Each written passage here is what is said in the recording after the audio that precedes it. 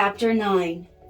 And the fifth angel blew his trumpet, and I saw a star fallen from heaven to earth, and he was given the key to the shaft of the bottomless pit. He opened the shaft of the bottomless pit, and from the shaft rose smoke like the smoke of a great furnace, and the sun and the air were darkened with the smoke from the shaft. Then from the smoke came locusts on the earth, and they were given power like the power of scorpions of the earth.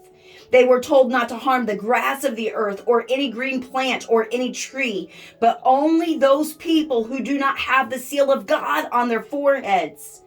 They were allowed to torment them for 5 months, but not to kill them. And their torment was like the torment of a scorpion when it stings someone. And in those days, people will seek death and will not find it. They will long to die, but death will flee from them. In appearance, the locusts were like horses prepared for battle. On their heads were what looked like crowns of gold. Their faces were like human faces. Their hair was like women's hair, and their teeth like lions' teeth.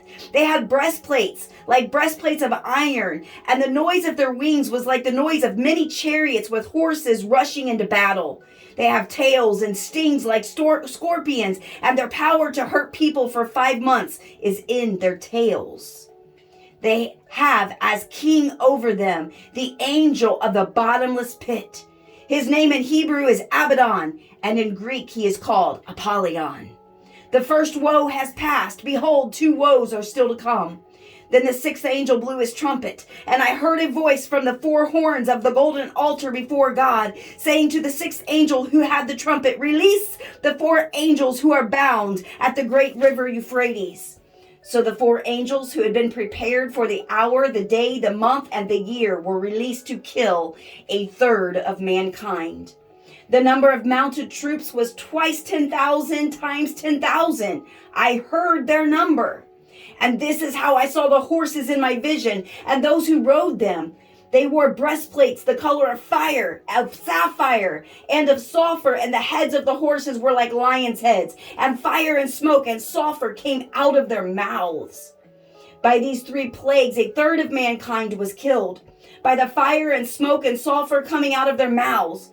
For the power of the horses is in their mouths, and in their tails, for their tails are like serpents with heads, and by means of them they wound.